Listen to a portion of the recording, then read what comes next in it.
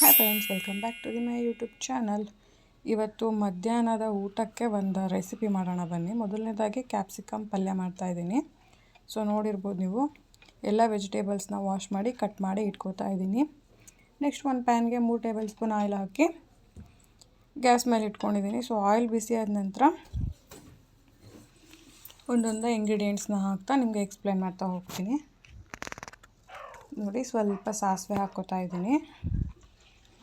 ಸಾಸಿವೆ ಎಲ್ಲ ಚೆನ್ನಾಗಿ ಚಿಟಪಟ ಆದ ನಂತರ ಸ್ವಲ್ಪ ಜೀರಿಗೆ, ಡೈಜೆಷನ್ಗೆ ಒಳ್ಳೆಯದು, ಮಿಸ್ ಮಾಡದೆ ಅಡುಗೆಗೆ ಯೂಸ್ ಮಾಡಿ. 2 ಚಿಟಪಟ ಆದ ನಂತರ ಕಟ್ ಮಾಡಿ ವಾಶ್ ಮಾಡಿರ್ತಕ್ಕಂಥ ಒಂದು ಈರುಳ್ಳಿ, ಸ್ವಲ್ಪ ಕರಿಬೇವಿನ ಸೊಪ್ಪು, ಇದೆರಡು ಚೆನ್ನಾಗಿ ಗೋಲ್ಡನ್ ಕಲರ್ ಆಗೋವರೆಗೂ ಫ್ರೈ ಮಾಡ್ಕೋಬೇಕಾಗತ್ತೆ. ನೆಕ್ಸ್ಟು ವಾಶ್ ಮಾಡಿ ಕಟ್ ಮಾಡಿರ್ತಕ್ಕಂಥ 2 ಮೀಡಿಯಮ್ ಸೈಜ್ ಟೊಮೊಟೊನ ಇದಕ್ಕೆ ಆ್ಯಡ್ ಮಾಡ್ಕೊಳ್ತಾ ಇದ್ದೀನಿ. ಇದು ಕೂಡ ಚೆನ್ನಾಗಿ ಫ್ರೈ ಆಗಬೇಕು ಆಯಿಲಲ್ಲಿ. ಈ ಗ್ಯಾಪಲ್ಲಿ ಸ್ವಲ್ಪ ಉಪ್ಪು ಮತ್ತು ಖಾರ ರುಚಿಗೆ ತಕ್ಕಷ್ಟು, ಹಾಗೆ ಸ್ವಲ್ಪ ಟರ್ಮರಿಕ್ ಪೌಡರ್ನ ಆ್ಯಡ್ ಮಾಡ್ಕೋಬೇಕು. ಚೆನ್ನಾಗಿ ಫ್ರೈ ಮಾಡಿ ನೆಕ್ಸ್ಟ್ ಇದನ್ನು ನೋಡಿ ಈ ಥರ ಸ್ಮೂತಾಗಿ ಕುಕ್ ಆಗಬೇಕದು. ನೆಕ್ಸ್ಟು ಚೆನ್ನಾಗಿ ವಾಶ್ ಮಾಡಿ ಕಟ್ ಮಾಡಿರ್ತಕ್ಕಂತಹ 250 ಗ್ರಾಮ್ಸ್ ಕ್ಯಾಪ್ಸಿಕಮ್ನ ನಾವು ಇದಕ್ಕೆ ಸೇರಿಸ್ಕೊಂಡು ಚೆನ್ನಾಗಿ ಮಿಕ್ಸ್ ಮಾಡ್ಕೋಬೇಕು. ಪಲ್ಯ ತುಂಬ ಚೆನ್ನಾಗಿರುತ್ತೆ ಫ್ರೆಂಡ್ಸ್, ಮಿಸ್ ಮಾಡದೆ ಟ್ರೈ ಮಾಡಿ.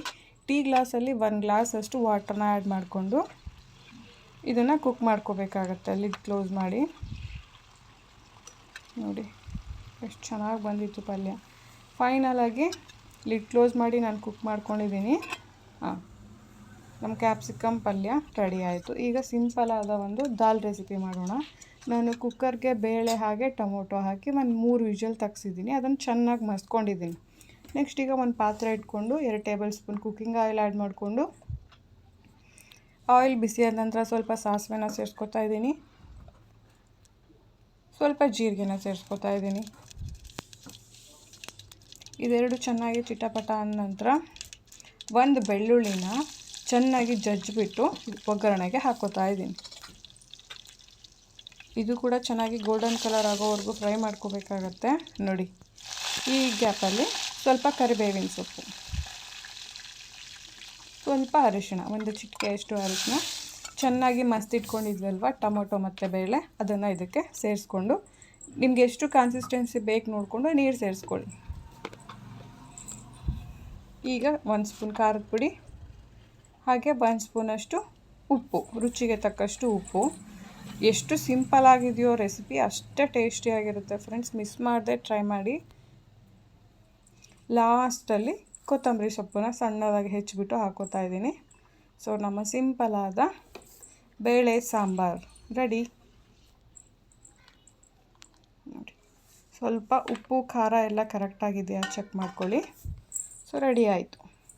ಈಗ ಹಾಗೆ ಲಂಚ್ಗೆ ರೈಸ್ ಬೇಕಲ್ವ. ಸೊ ಅಕ್ಕಿನ ಚೆನ್ನಾಗಿ 2-3 ಸರಿ ವಾಶ್ ಮಾಡಿ 1 ಕಪ್ ರೈಸಿಗೆ 2 ಕಪ್ ಆಗೋಷ್ಟು ನೀರನ್ನ ಹಾಕಿಬಿಟ್ಟು ಇಡ್ತಾಯಿದ್ದೀನಿ. ಹಾಗೆ ಸ್ವಲ್ಪ ಉಪ್ಪನ್ನು ಕೂಡ ಸೇರಿಸ್ಕೋಬೇಕಾಗತ್ತೆ ರೈಸ್ಗೆ.